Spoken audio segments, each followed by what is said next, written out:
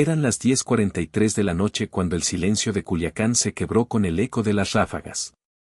Las cámaras de seguridad captaron el instante en que 3 camionetas negras se detuvieron frente a la entrada del Hospital Santa María, un centro médico privado ubicado en la zona norte de la ciudad. En segundos, los hombres armados descendieron y abrieron fuego. El caos fue total. Gritos, vidrios rotos, personal corriendo entre pasillos y un olor a pólvora que se mezclaba con el desinfectante del quirófano.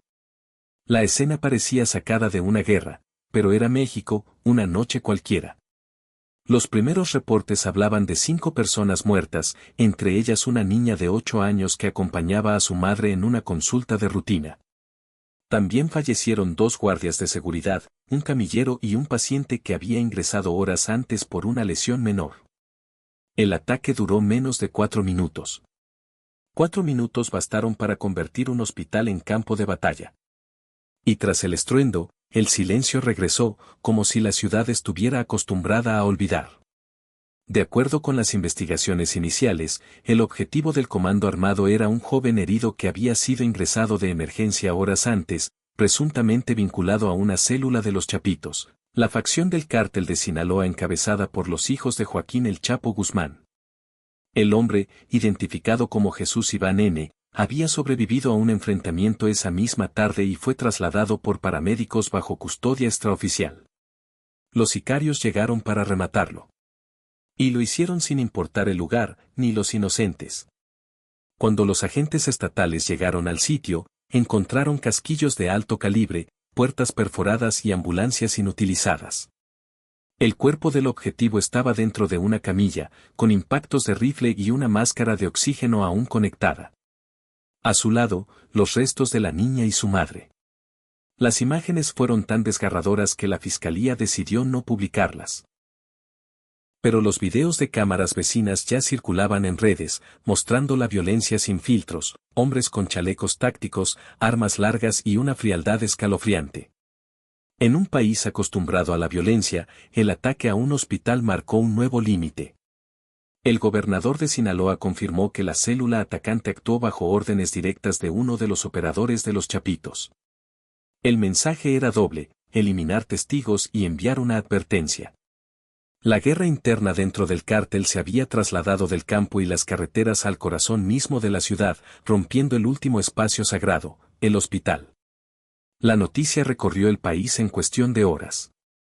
Medios nacionales, cadenas internacionales y agencias de seguridad retomaron el caso.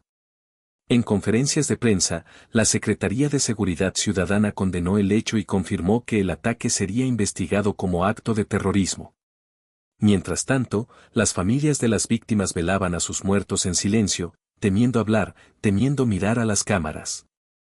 Porque en Culiacán, a veces la verdad mata más que las balas. Quédate, porque lo que descubrirás en esta historia no solo explica un ataque, sino el nuevo rostro del poder criminal en México. Una violencia que ya no teme a las leyes, ni a los lugares sagrados, ni a la mirada del país entero. El ataque comenzó sin advertencia. A las 10:43 de la noche, los pacientes del área de urgencias escucharon un estruendo metálico. Al principio pensaron que se trataba de una explosión de transformador, algo común en la zona norte de Culiacán durante las lluvias. Pero en segundos, el sonido se transformó en una ráfaga de fuego automático. Las luces parpadearon. El personal de enfermería apenas tuvo tiempo de esconderse tras los mostradores. El pasillo principal se llenó de humo y de gritos. Los sicarios irrumpieron con precisión militar. Llevaban chalecos tácticos con insignias apócrifas, pasamontañas negros y fusiles de asalto. Su entrada fue tan rápida que los guardias del hospital no alcanzaron a sacar sus armas. Uno de ellos, identificado como Mario N., intentó cerrar la puerta principal, cayó al instante. Los agresores caminaron sobre los vidrios rotos con una calma escalofriante. Sabían a quién buscaban. Sabían exactamente en qué cuarto estaba su objetivo. El paciente marcado era Jesús Iván N., de 26 años, herido en una pierna tras un tiroteo ocurrido esa tarde en las afueras de Navolato. Según los informes, había sido trasladado al hospital por un grupo armado rival que lo abandonó en la entrada, temiendo que muriera durante la cirugía. Los médicos lo recibieron inconsciente. Cuando comenzó la balacera, el joven apenas despertaba de la anestesia. Los sicarios lo hallaron conectado a una máquina de respiración asistida. Uno de ellos se acercó, levantó la cobija y disparó a quemarropa. La bala atravesó el respirador y el cuerpo al mismo tiempo. Fue una ejecución silenciosa y precisa. El caos se propagó por todo el edificio. Las enfermeras corrieron hacia las salas de pediatría, donde 3 niños permanecían hospitalizados. Una de ellas, María del Rosario, logró ocultar a los pequeños dentro de una habitación de almacenamiento. Desde el suelo, escucharon los pasos, los disparos y los gritos. Cuando el ruido cesó, uno de los niños preguntó: ¿Ya se fueron los truenos? Esa frase quedó grabada en el informe como símbolo de una noche imposible de olvidar. En la planta baja, un camillero intentó ayudar a una mujer y a su hija que salían de una consulta. Los 3 quedaron atrapados en el pasillo central, justo cuando las balas perforaban los muros. El hombre cubrió a la niña con su cuerpo, pero una esquirla atravesó la pared y la alcanzó. Murió antes de llegar al quirófano. Su madre quedó en shock. Los paramédicos la hallaron minutos después, abrazando el cuerpo sin emitir sonido alguno. El tiroteo duró menos de 4 minutos. 4 minutos que se sintieron eternos. Los agresores salieron con la misma rapidez con la que entraron. Antes de huir, uno de ellos disparó contra las cámaras de seguridad y lanzó una granada de fragmentación al estacionamiento. La explosión rompió los vidrios de la fachada y destrozó 3 ambulancias. Después, la noche volvió a su quietud habitual, solo interrumpida por las sirenas que llegaron demasiado tarde. Cuando la Policía Estatal Preventiva y la Guardia Nacional arribaron al lugar, encontraron un escenario de guerra, pasillos manchados de sangre, camillas volteadas, luces parpadeantes.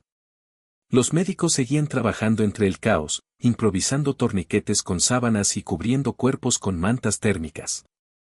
Uno de ellos, con la voz quebrada, dijo a la prensa: «Nunca pensé que iba a tener que elegir entre salvar pacientes y salvarme yo».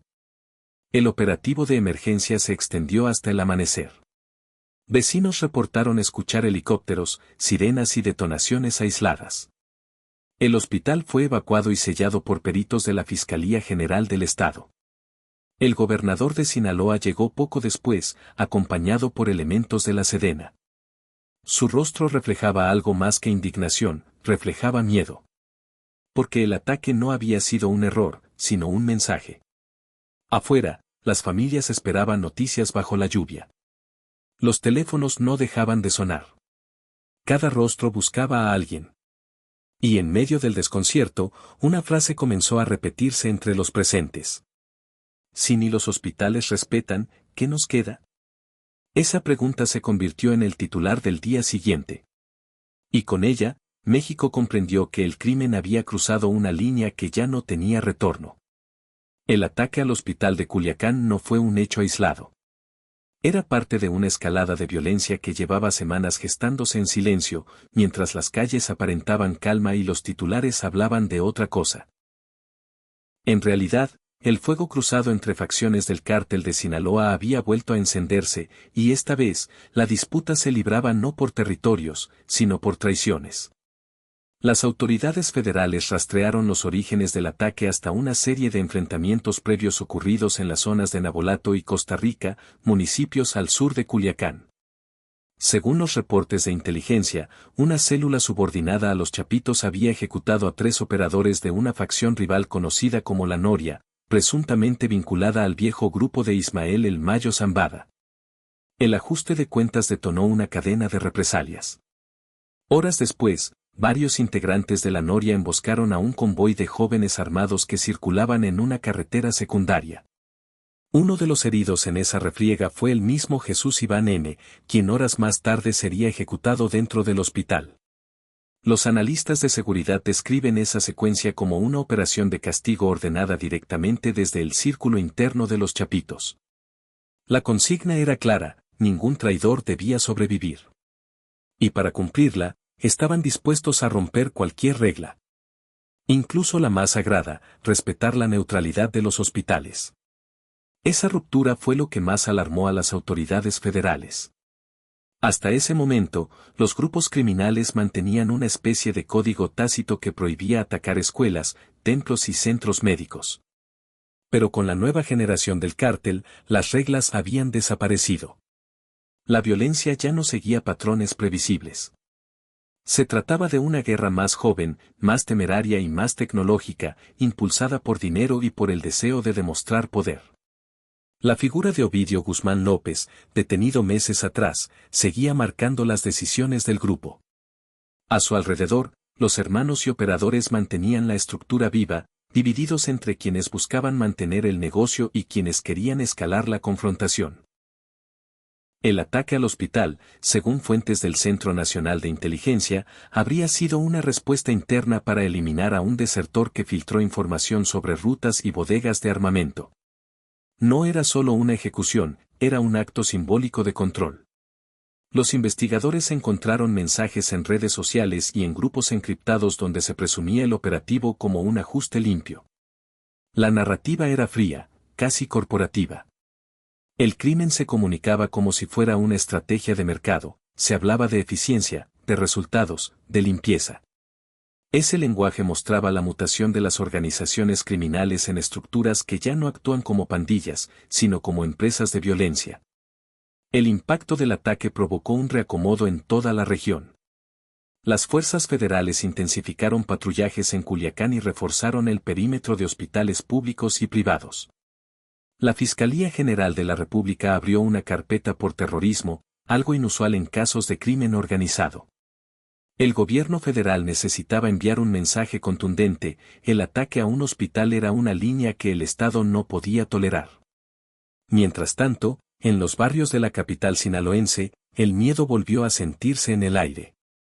Los comerciantes bajaban las cortinas más temprano, los taxis evitaban circular de noche y los padres pedían a sus hijos no salir después del anochecer. En las redes, la noticia del ataque se mezclaba con teorías, audios falsos y videos manipulados. Culiacán, una vez más, se convirtió en un escenario de confusión, donde la verdad y el rumor caminaban de la mano. La presión mediática fue inmediata. El caso llegó hasta la mesa del Gabinete de Seguridad Nacional, donde Omar García Harfuch, recién nombrado como coordinador operativo federal, pidió que el ataque fuera investigado con protocolos de crimen de guerra. Su intervención cambió la narrativa oficial, ya no se trataba de un hecho local, sino de una agresión contra el Estado mexicano. Porque atacar un hospital no era solo un mensaje criminal, sino una declaración de poder. Un recordatorio de que el miedo, en manos del crimen, sigue siendo la herramienta más efectiva para someter a una sociedad. Los días siguientes, las calles de Culiacán permanecieron bajo vigilancia militar. Los helicópteros sobrevolaban la ciudad al amanecer y los retenes se multiplicaron en las salidas. El Hospital Santa María fue clausurado temporalmente para peritajes, pero el edificio quedó marcado. Los trabajadores se negaban a regresar. Los pacientes se trasladaban a otros centros, con la mirada perdida, temiendo que la guerra regresara. Porque en Sinaloa, la paz siempre parece prestada. Mientras Culiacán intentaba despertar del horror, en la capital del país la noticia provocó una tormenta política. El ataque al hospital rebasaba cualquier precedente. Por primera vez en años, un grupo armado había irrumpido en una institución médica, asesinando a civiles sin justificación alguna. El hecho golpeó directamente la credibilidad del gobierno federal y su estrategia de seguridad. En cuestión de horas, los reflectores apuntaron hacia la Secretaría de Seguridad y Protección Ciudadana, y con ello, hacia el hombre encargado de coordinar la respuesta, Omar García Harfuch. El Gabinete de Seguridad se reunió de emergencia en el antiguo Palacio de Cobián. Ahí se presentó un informe clasificado que detallaba los hechos, las rutas de escape y los vínculos del comando atacante. El documento, elaborado por el Centro Nacional de Inteligencia, CNI, revelaba un dato perturbador. Al menos uno de los vehículos usados en el ataque pertenecía a una empresa de seguridad privada con contratos vigentes con el gobierno estatal. El hallazgo detonó una nueva línea de investigación que ya no se centraba en los sicarios, sino en los cómplices dentro de las instituciones. Harfuch ordenó que el caso se tratara como una prioridad nacional. Sabía que, más allá de las víctimas, estaba en juego la confianza del país entero. Si un comando puede entrar a un hospital y matar sin obstáculos, todos estamos en riesgo, comentó a su equipo de inteligencia. De inmediato, se desplegaron unidades especiales en Sinaloa para rastrear las armas utilizadas, los circuitos financieros del grupo atacante y los contactos institucionales que facilitaron su huida. Lo que encontraron fue una red compleja de protección y omisión, donde las fronteras entre autoridad y criminal se desdibujaban. Los reportes filtrados señalaban que varios mandos policiales locales habían recibido llamadas horas antes del ataque, alertando sobre movimientos inusuales en la zona. Ninguno reaccionó. Uno de los jefes municipales incluso apagó su radio durante media hora, justo cuando se registró la masacre. Para la opinión pública, esos silencios pesaron tanto como los disparos. El país comenzó a preguntarse si lo ocurrido en Culiacán era un error operativo o una muestra del poder real que los cárteles conservan dentro del aparato estatal. En los días siguientes, los medios de comunicación publicaron fragmentos del expediente. Las imágenes del hospital, los casquillos, los cuerpos cubiertos con sábanas blancas.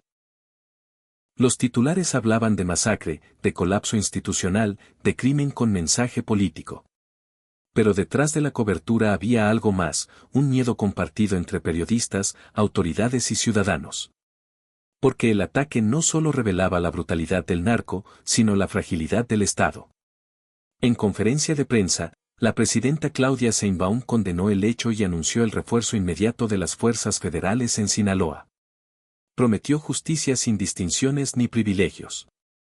Pero mientras hablaba, en redes circulaban videos donde supuestos testigos aseguraban que los atacantes fueron vistos horas antes en compañía de patrullas estatales.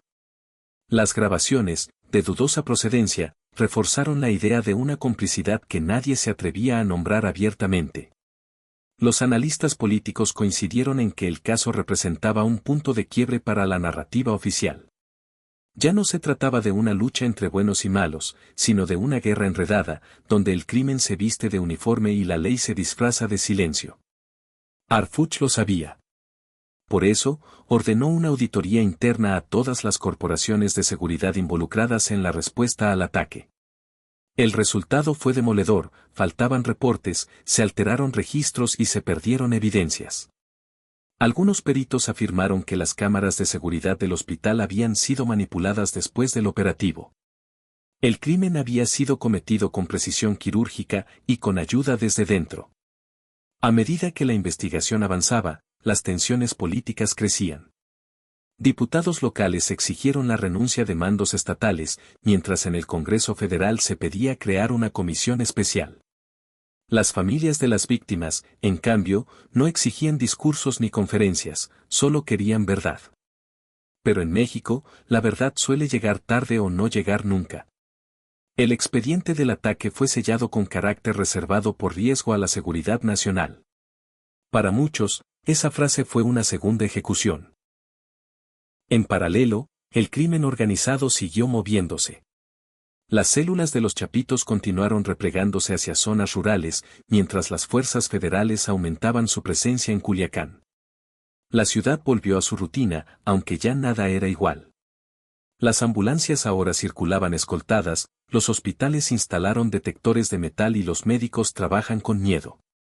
La herida de esa noche seguía abierta, no solo en los pasillos del Santa María, sino en la conciencia de un país que entendió que la violencia ya no respeta ni la vida, ni la ley, ni la compasión. Durante las semanas siguientes, Culiacán intentó volver a la normalidad. Las tiendas reabrieron, los niños regresaron a clases y el tráfico volvió a llenar las avenidas. Pero debajo de esa rutina latía una herida invisible. Cada noche, cuando el viento sopla desde los cerros, los vecinos aseguran que todavía se escuchan ecos de sirenas y disparos. El Hospital Santa María sigue cerrado, con las ventanas cubiertas y el letrero de emergencia apagado. Solo los familiares de las víctimas se atreven a acercarse, a dejar flores en la entrada y a murmurar oraciones en silencio. El lugar se ha convertido en un símbolo de lo que México ya no puede ocultar, la guerra silenciosa que se libra dentro de sus propias calles. Las autoridades anunciaron capturas, operativos y cateos en los días posteriores, pero ninguno de los presuntos responsables principales fue detenido. El caso se diluyó entre declaraciones y promesas. Algunos mandos fueron relevados, otros trasladados. Y como ocurre en tantos episodios de violencia, la impunidad volvió a imponerse sobre la memoria. Sin embargo, algo cambió en la percepción pública. El ataque al hospital marcó un antes y un después. Ya no era posible hablar de zonas seguras. El miedo dejó de ser exclusivo de los territorios controlados por el narco, se instaló en la vida cotidiana.